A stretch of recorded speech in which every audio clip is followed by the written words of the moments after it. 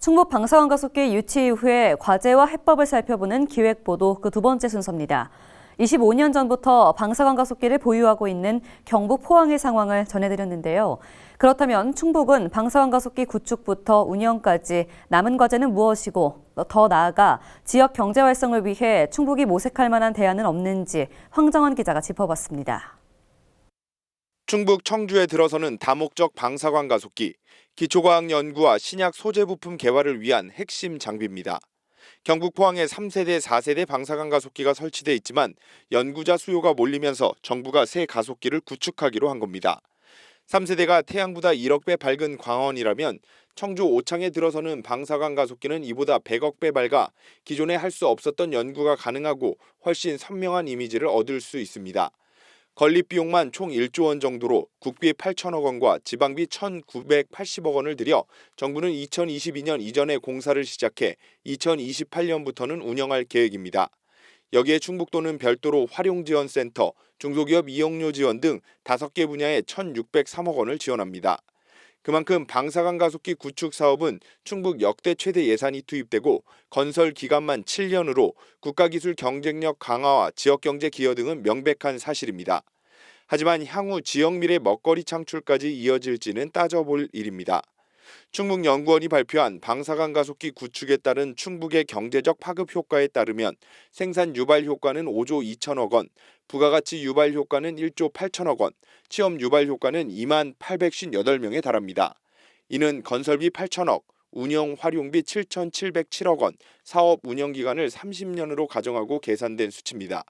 건설 기간 이뤄지는 고용 창출은 약 12,060명으로 전체의 57.8%에 달하고 운영되는 향후 30년은 8,795여 명, 1년으로 환산하면 293명입니다.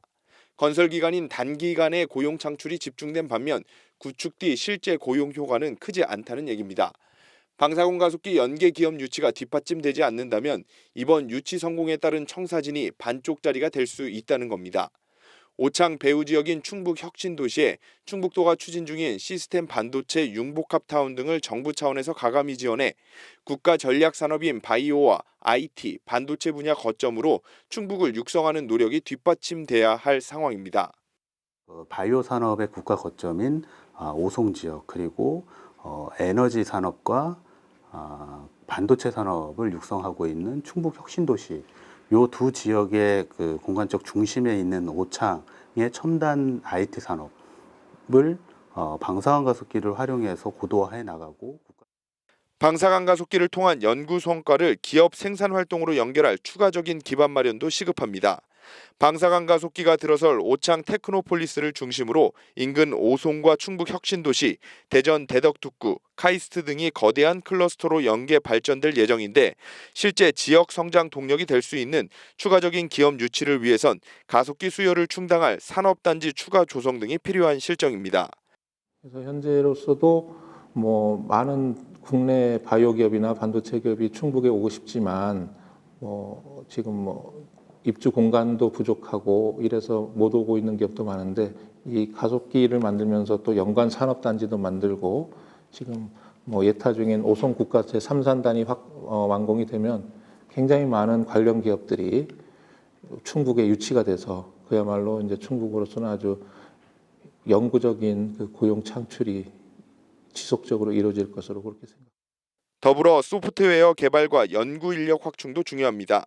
방사선 가속기가 건립되더라도 실험할 수 있는 공간이 확보되어야 한다는 겁니다.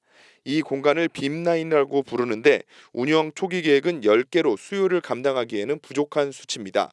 최대 60개까지 설치가 가능한 빔라인 증설 계획이 시급합니다. 사람들이 우려하는 게 뭐냐면은 지금 이것도 지금 거의 1조 가까이 그래서 짓는데 딱 건물만 짓고 딱 그 빛만 나오게 딱 필요한 것만 짓고 그 다음에 이제 사실 더 중요한 건 거기다가 옵틱스를 달고 여러 가지 빔라인을 해서 실험을 잘 할 수 있도록 소프트웨어라든지 프로그램이라든지 그 안에 들어가는 일하는 스태프라든지 여기에 가속기 운영부와 빔라인 부서에 양질의 인력을 배치하는 것도 고려해야 합니다. 포항 가속기 연구소 경우 내부 직원은 200여 명으로 전 세계 비슷한 규모의 인력과 비교하면 절반 수준밖에 되지 않아 내부 직원들의 피로도가 굉장히 높은 상태입니다. 하루를 더 날린 적도 있었고 그 외에 이제 이런 가속기들이 가장 큰 미션 중에 하나가 우수한 딥라인 사이언티스트, 그러니까 박사급의 우수한 딥라인 사이언티스트를 확보해가지고 이제 유저의 일종의 이런 그냥 테크니컬한 일만 해주는 게 아니라 과학적인 그런 논의를 할 수 있고 또 새로운 주제 같은 것도 같이 토론해서 얻을 수 있고 이런 사람을 확충하는 게 굉장히 중요한데 그게 처음부터 이제 뚝딱 한 번에 되지 않거든요. 굉장히 장기적으로 펀딩을 받아서 뭐 장비를 업데이트하고 사람을 충원하고 그래서 1조 원대 황금알을 품은 충북도. 지금까지는 유치를 위한 각 지자체와 경쟁을 펼쳤다면 이제는 충북 도민을 나아가 국가를 위한 정부와 유관 기관들의 적극적인 협력과 지원이 필요한 시점입니다. HCN 뉴스 황정환입니다.